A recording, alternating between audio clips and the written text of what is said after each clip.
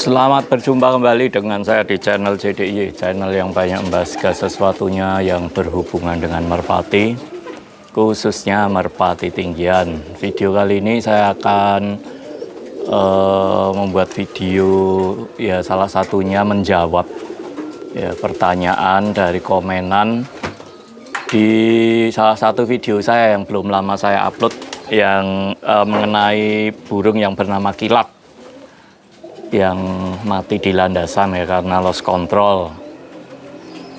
Jadi ada satu pertanyaan yang menurut saya sih perlu saya jelaskan ya, supaya bukan untuk membela diri, bukan juga untuk istilahnya bahan perdebatan, enggak ya, tapi menurut saya sih perlu sedikit penjelasan sehingga ya kita bisa saling memahami,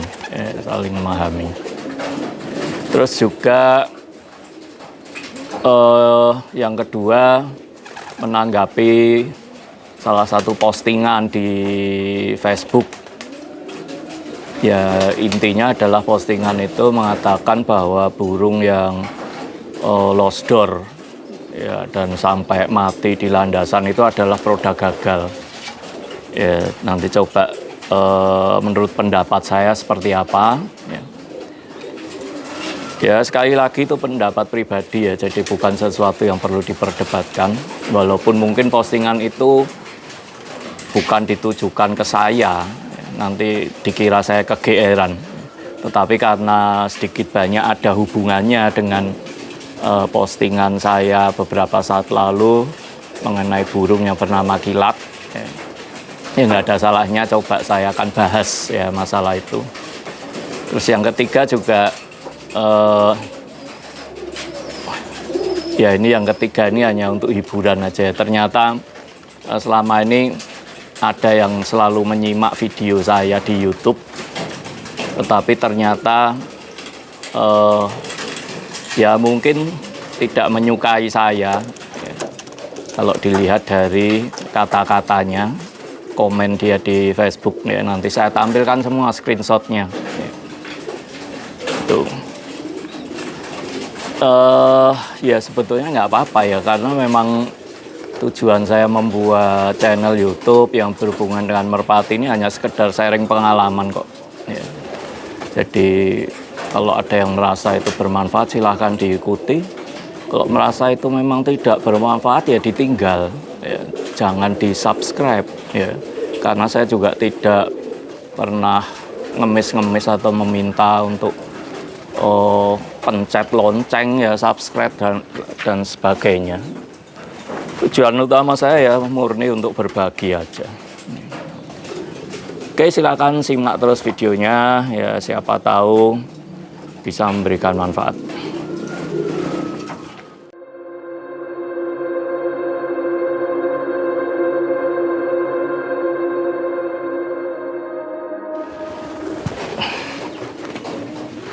Oke, jadi yang pertama yang akan saya bahas ini ada komen dari akun YouTube-nya Mordans ya. Ini menanyakan yang pertama, emang dilarang ya tomprang pakai landasan busa? Jawabannya tidak ada yang melarang, boleh ya. Dan kebetulan di panggung Kuning Mataram yang kandang yang saya pakai ya di Lapak Muntilan itu di bawah pasir itu sebetulnya ada busanya.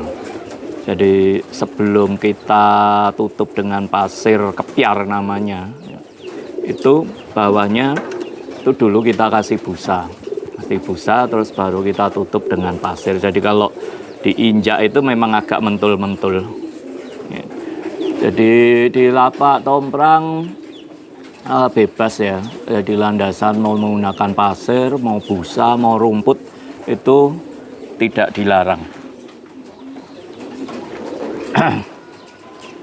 Terus selanjutnya ini dia mengatakan, atau kalau pakai busa bakal menghilangkan ciri khas dari permainan itu sendiri?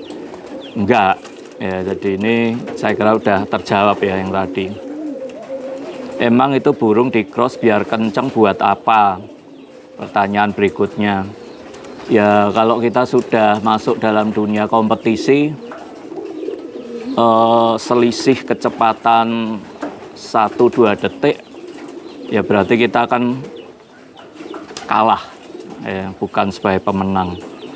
Ya makanya memang setting indukan ya untuk merpati tomprang itu menurut saya adalah settingan yang paling susah, ya, karena yang pertama kita harus bisa mengeluarkan merpati-merpati yang stabil tinggi, terus juga respon gebernya spontan ya, atau istilahnya mutus ya, metil sebisa mungkin, terus juga ngelosnya anteng, kenceng, terus juga bawahnya sebisa mungkin keras tetapi kontrol. Jadi memang nggak gampang ya, jadi tidak asal keras tetapi bagaimana sebisa mungkin bawahnya itu bisa kontrolnya baik. Nah terus maaf agak lancang, nggak apa-apa, justru saya sangat apresiasi ya, menghargai pendapat-pendapat ya, pendapat-pendapat sesama penghobi ya, terus juga memberikan masukan, memberikan saran, ide, itu menurut saya justru saya sangat menghormati ya orang-orang penghobi seperti ini ya. Jadi daripada dibatin di dalam hati ya, apa yang ada di pikiran harus diluapkan ya. Dan saya sangat menghormati ya apa yang dia sampaikan, makanya saya perlu untuk memberikan jawaban. Permainan ini yang selalu saya skip ya, kalau ada muncul di beranda, kasihan lihatnya. Ya betul, saya pribadi juga sangat-sangat kasihan dan juga bisa dibilang tidak tega ya. Jujur aja saya begitu mendapat kabar, terus saya melihat videonya lewat CCTV, itu sampai malam itu nafsu makan hilang ya. Jadi ya gimana ya, kalau kita memang hobi dan menyayangi merpati ya, melihat merpati kita mengalami insiden ya seperti itu pasti sedih sekali. Terus yang terakhir di sini beliau mengatakan masih ada bebasan sama mejaan yang lebih asik disaksikan. Ya kalau kita bicara masalah lebih asik mana ya, antara kolong meja, kolong bebas atau tomprang, menurut saya itu relatif ya, karena masing-masing penghobi memiliki kriteria dan kepuasannya masing-masing yang tentunya tidak bisa dipaksakan.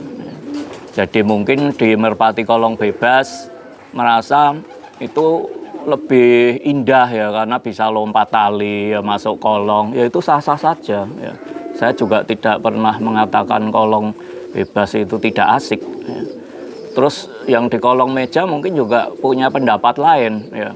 Kolong meja jauh lebih baik ya, karena dituntut merpatinya bisa tepat betina ya, karena kan hanya berada di landasan yang sekotak kecil meja ya. Ya itu sah-sah saja, nggak ada yang salah ya. Mungkin di tomprang juga punya pendapat lain ya, pendapat lain, wah tomprang itu mungkin adalah satu-satunya permainan merpati tinggian yang sesungguhnya ya. Karena ya wajib tinggi, bukan cuman wajib masuk kolong ya, tetapi benar-benar wajib tinggi ya. Terus istilahnya melihat burung yang sedemikian tingginya bisa turun sekali jadi ya. Terus bisa berprestasi ya, itu merupakan suatu kebanggaan sendiri atau kesenangan sendiri. Jadi saya kira nggak ada yang salah ya dari ketiga pendapat itu, karena masing-masing punya alasannya sendiri-sendiri ya untuk bisa menekuni salah satu model permainan di merpati tinggian ini. Nah, kalau kita bicara masalah kecelakaan merpati ya, jadi saya sih nyebutnya insiden ya, karena itu bukan sesuatu yang disengaja ya, jadi kita juga mencoba untuk bagaimana bisa seaman mungkin ya, tetapi yang namanya kompetisi ya, kompetisi yang mengadu kecepatan, mengadu ketangkasan, mengadu kekuatan, itu tidak pernah ada yang namanya nol resiko ya. Jadi semua kompetisi yang mengadu kecepatan, mengadu ketangkasan, mengadu kekuatan, itu pasti ada risikonya. Mungkin prosentasenya aja yang berbeda ya. Nah, nanti saya juga coba tampilkan ya di samping ini video di mana di kolong meja pun juga tidak 1-2 kali ya, yang loss dan langsung mati di tempat itu juga tidak sedikit ya. Bahkan di kolong bebas yang cenderung seharusnya lebih safety ya, karena kiri, kanan, depan, belakang kan loss ya, nggak ada hambatan apapun, itu pun juga ada ya, yang akhirnya burung mati juga, bisa nabrak tiang ya, bisa juga keluar dari landasan, itu juga ada ya. Jadi kalau kita bicara insiden ya, kecelakaan itu ya nggak bisa ngomong gitu loh, kecuali prosentasenya sangat tinggi ya. Jadi misalkan contohnya begini, dalam 1 tahun ya, itu kan ratusan kali terbang, bisa ratusan kali terbang. Nah, yang mengalami insiden sampai mungkin cedera cacat atau sampai mati itu berapa ekor? Lebih tidak dari 10 ekor, lebih tidak dari 5 ekor. Coba dihitung prosentasenya. Jadi kalau prosentasenya masih sangat kecil, menurut saya itu ya sesuatu yang wajar ya, karena namanya permainan kompetisi yang mengadu kecepatan, mengadu ketangkasan, mengadu kekuatan, itu pasti tetap ada resikonya. Jangankan hewan, ya, hewan yang tidak bisa berpikir, manusia pun yang diberi akal ya, bisa berpikir, pada saat dia berada di arena ya untuk berkompetisi, ya, entah itu balap motor, entah itu balap mobil, atau mungkin tarung gaya bebas ya, UFC ya, itu pun tidak 1-2 kali ya, ada yang sampai insiden sampai meninggal dunia, itu ada ya.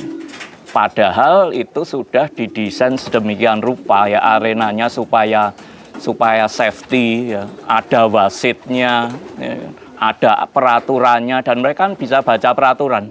Merpati kan nggak bisa baca ya.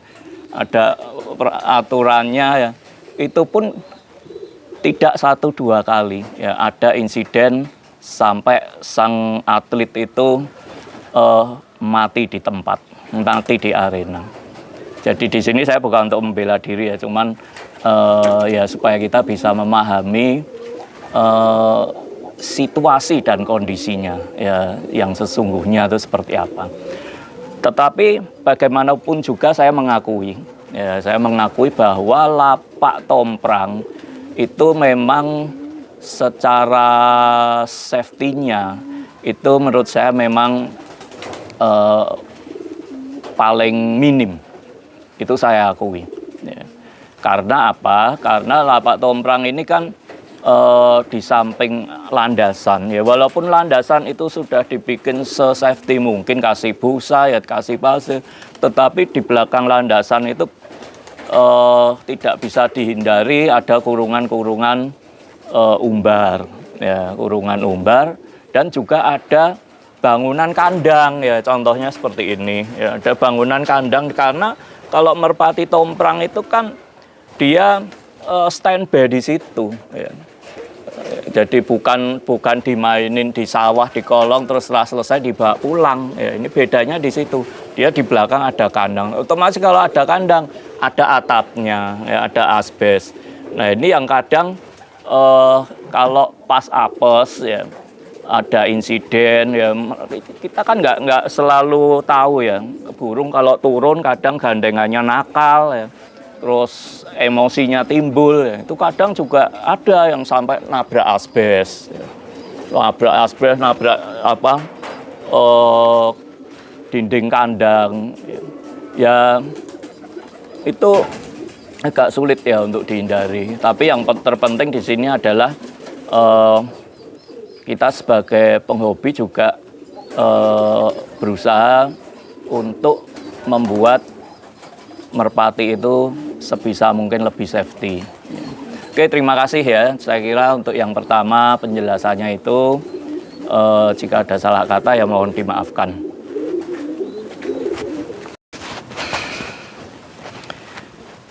Yang kedua, saya ingin menanggapi postingan di Facebook di grupnya Doro Kronjot Jogja dari saudara kita dengan akunnya Patak Jahan. Jadi dia memposting seperti ini, ojo dumeh duwe doro losdor sampai mati di tempat karena bagi saya itu produk gagal. Walaupun postingan ini saya kira belum tidak ditujukan ke saya ya, nanti kegeeran saya. Tetapi karena sedikit berhubungan dengan postingan saya yang mungkin sebelumnya, yaitu mengenai burung yang bernama Kilat, ya jadi nggak ada salahnya coba saya bahas ya. Jadi beliau mengatakan doro losdor sampai mati itu adalah produk gagal, dan jawaban saya betul. Jadi saya setuju kok apa yang dia sampaikan ya. Jadi paling tidak burung itu gagal untuk terbang lagi. Ya, gimana mau terbang lagi, orang mati ya. Burung itu gagal untuk terbang lagi, burung itu gagal untuk ikut lomba, berkompetisi, dan burung itu gagal untuk terjual. Ya, kan nggak ada yang mau beli burung mati. Tuh, ya. Dan tetapi yang perlu kita pahami ya, kalau kita sudah masuk ya, ke dalam dunia kompetisi ya, apapun itu, dan khususnya di merpati ya, kalau saya kebetulan fokus di tomprang ya, di merpati tomprang ya, itu saya kira tidak ada satupun keberhasilan ya, yang dapat diperoleh tanpa melalui rangkaian kegagalan-kegagalan. Dan bagi saya kegagalan ini ya merupakan bagian dari satu proses ya, dari satu proses di mana saya bisa untuk mengevaluasi ya, mengevaluasi ini kira-kira apa yang perlu kita rubah ya. Kok burung ini terlalu kenceng ya, kekencengan berarti kita mesti kurangi ya. Mungkin settingan induknya yang mesti kita rubah ya. Dan saya lebih menghargai mereka yang melalui proses kegagalan-kegagalan ya, untuk mencapai suatu keberhasilan, daripada mereka yang sama sekali tidak pernah gagal. Kok bisa nggak pernah gagal? Ya iya, nggak, burungnya nggak pernah dilatih. Hasil ternakannya tidak pernah dilatih sendiri, apalagi diikutkan kompetisi. Nah terus kapan gagalnya ya kan? Gitu.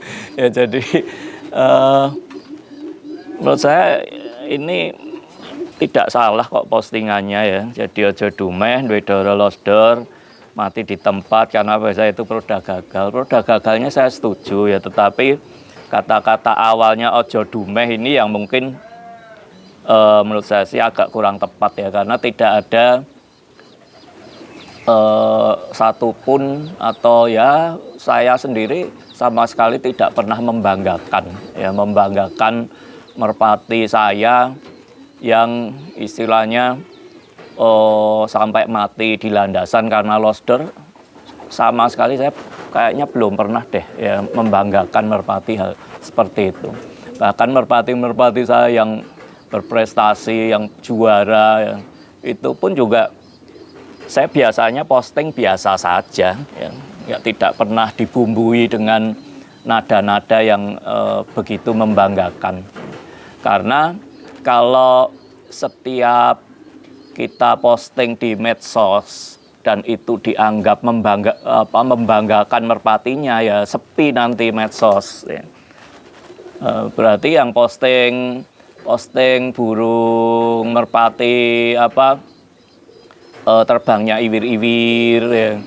Terus posting merpati yang dijual belian, pakan ulo, berarti itu kan dianggap membanggakan juga. Kan enggak, ya kan. Jadi sebetulnya kadang kita itu sangat mudah berpikir negatif, ya, berpikir negatif terhadap postingan orang lain gitu loh. Jadi sebetulnya yang perlu kita rubah itu bukan mereka yang ada di luar, ya. Kalau medsos itu kan bebas ya, seperti itu. Yang perlu kita rubah itu adalah mindset kita, ya, cara berpikir kita menanggapi postingan orang lain. Ya, menurut saya seperti itu. Ya. Oke, saya kira yang kedua itu aja. Ya. Nah, terus yang terakhir, yang terakhir ini sebetulnya ada hubungannya juga ini dengan tapi terutama dengan video-video saya di YouTube ya. Nah, ini dari akun Facebooknya namanya Danang Suti. Dia mengatakan ini yang dituju saya, ya, jelas yang dituju saya. Dia mengatakan di YouTube kaya sok pinter sendiri, yang lain dianggap nol. Nah, ini saya malah bingung sendiri ya. Kenapa bisa dia mengatakan seperti itu? Ya, mungkin silahkan yang memang merasa postingan di YouTube saya itu saya sok pinter sendiri, terus saya menganggap yang lain nol. Nah, coba komen di bawah. Ya. Apakah saya selama ini seperti itu? Ya, nah, kalau memang seperti itu, coba tunjukkan satu saja video saya, ya, yang istilahnya memperlihatkan, ya, membuktikan bahwa saya sok pinter, ya. Terus juga tunjukkan satu lagi video yang di mana saya menganggap yang lain nol, ya, atau kosong. Ya. Jadi ya kalau ternyata memang saya seperti itu, ya saya minta maaf, ya saya minta maaf. Dan prinsipnya kalau apa yang saya sampaikan itu bermanfaat, ya silahkan diikuti, ya. Tapi kalau memang tidak bermanfaat, silahkan ditinggal. Ya, jadi kita kalau dalam hal seperti ini kan nggak ada paksaan sebetulnya, ya. Oke, saya kira itu aja dulu video kali ini. Ya, jadi pada prinsipnya apapun permainan kita tetap di hobi yang sama, yaitu kita menyukai hobi merpati. Kita bisa saling menghargai, ya, kita bisa saling mensupport, dan kita bisa saling memahami, ya, memahami keterbatasan, kesulitan, kendala dari masing-masing permainan yang mungkin sedikit berbeda-beda ini. Ya, syukur-syukur sekali-sekali kita saling bertukar posisi. Ya, silahkan kalau ada yang ingin bermain di lapak tomprang, itu terbuka lebar pintunya, ya, nanti di situ kan bisa lebih paham, ya, oh situasinya seperti ini. Kalau saya sudah pernah beberapa kali, bahkan sering dulu bermain di lapak kolong, tapi kolong bebas, ya. Kalau kolong meja saya belum pernah, kayaknya cuman yang membedakan ada lapak mejanya saja, ya. Kolong bebas saya sering, karena dulu rumah saya waktu masih di Jalan Kabupaten itu dekat dengan kolong bebas. Jadi kalau sore pas nganggur itu saya biasanya naik sepeda motor langsung main ke kolong bebas, nonton aja. Ya, jadi asik juga kok ya. Jadi prinsipnya kita mesti saling menghargai dan saling mensupport aja. Oke, saya kira itu aja video kali ini. Semoga bermanfaat. Terima kasih.